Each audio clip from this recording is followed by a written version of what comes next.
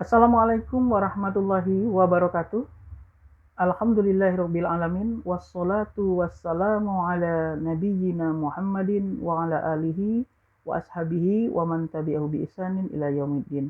Amma ba'du. Jumpa kembali para sahabat dan pemirsa sekalian di Budi Jaya Putra Official Channel, dan kita akan kembali pada kajian Ramadan.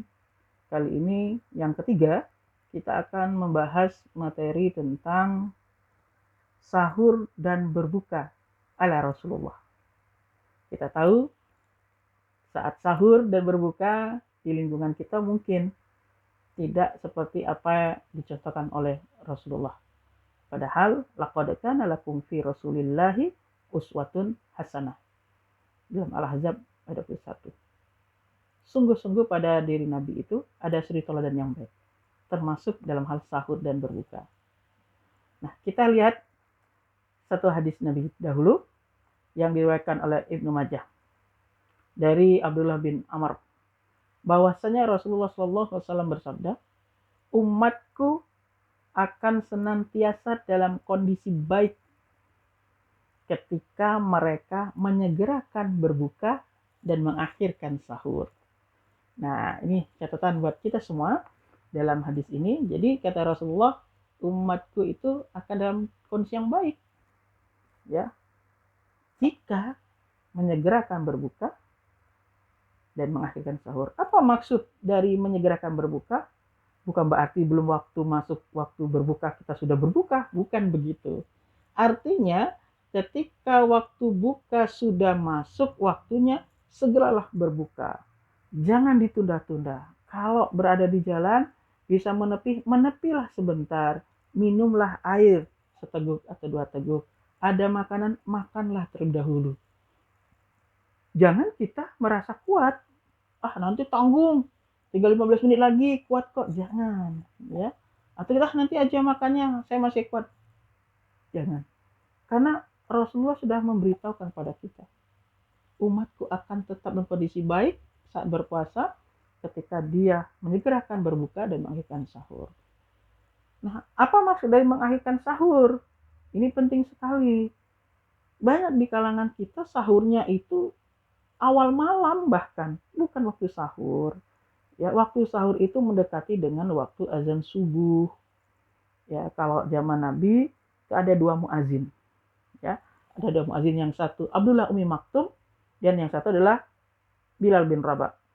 Rasulullah SAW bersabda, makan minumlah kamu untuk sahur ketika Abdullah bin Maktum masih mengumandangkan azan, dan berhentilah kamu makan sahur ketika Bilal sudah azan. Artinya ketika Bilal sudah azan subuh.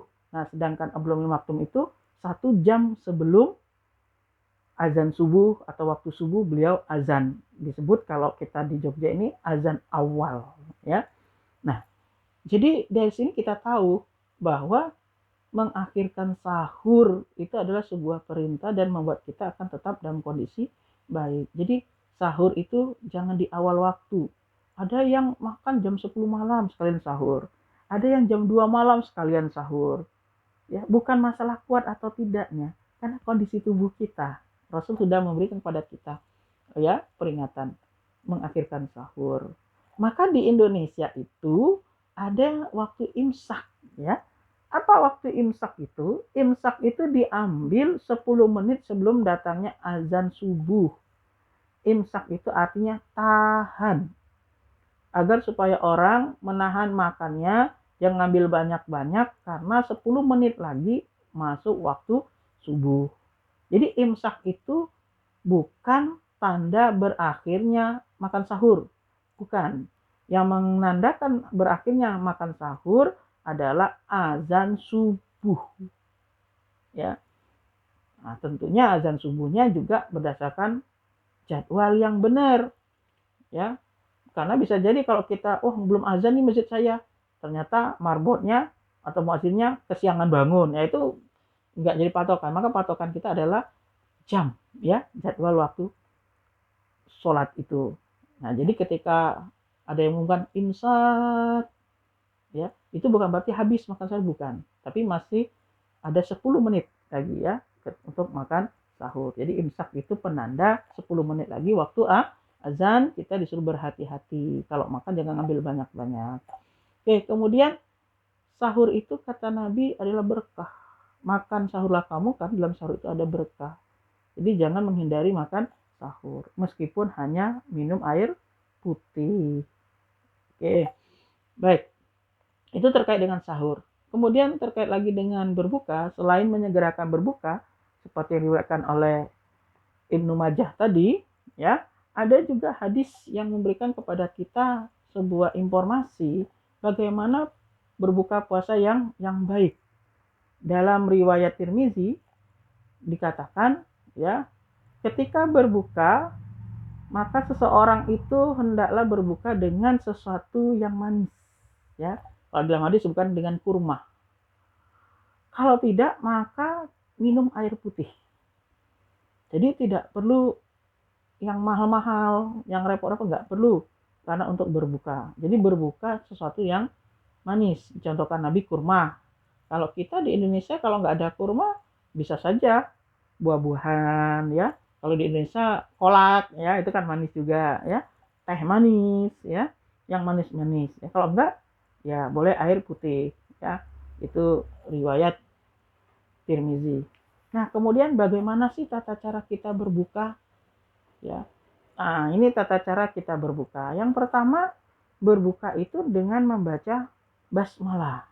Jadi bismillahirrohmanirrohim, ya, lalu makan kurma atau makan yang manis atau minum air putih atau air yang manis, ya. Nah, kemudian barulah kita membaca doa yang dicontohkan Nabi dalam hadis riwayat Abu Daud yang berbunyi zahabaz dzama'u wabtalatil uruku, ya, wa sabatal ajru insya Allah. Nah, jadi setelah minum dan makan tadi Nabi berdoa, ya. Berdoa zahabaz dzama'u wabtalatil uruku wa sabatal ajru insya Allah. Jadi artinya rasa haus telah hilang, urat-urat telah basah, dan pahala sudah didapatkan insya Allah, ya. Jadi itu caranya. Lalu pertanyaannya, boleh nggak kita ketika berbuka menambah doa selain basmalah? Boleh-boleh saja, tapi ya jangan yang panjang-panjang banget, ya, karena kita disuruh untuk menyegerakan berbuka, ya. Kalau tidak ya seperti tadi, baca bismillah, minum dan makan kurma, ya. Kemudian baca doa zahabaz dzama'u wabtalatil uruku wa sabatal ajru insya Allah. Nah, itu cara bersahur dan berbuka menurut Rasulullah. Sangat sederhana sekali, tetapi berapa banyak orang yang bisa melakukannya. Islam itu sederhana dan indah, ya, tidak mempersulit. Yasiru wala tu'asiru. Islam itu mudah, tidak mempersulit umatnya. Tetapi karena kemudahan ini terkadang umat Islam sendiri menyepelekannya, ya. Maka hidup yang baik adalah hidup mengikuti cara Rasulullah, ya.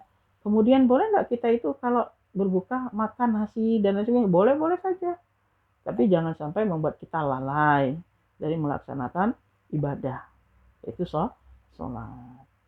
Baik, para pecinta dan sahabat pemirsa Budi Putra Official Channel, ya, terima kasih atas perhatiannya.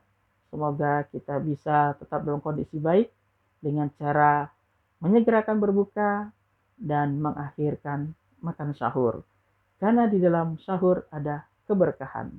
Terima kasih, sampai jumpa kembali di lain kesempatan dengan tema yang berbeda. Tetap semangat, semoga puasa kita menjadi puasa yang penuh dengan keberkahan. Wassalamualaikum warahmatullahi wabarakatuh.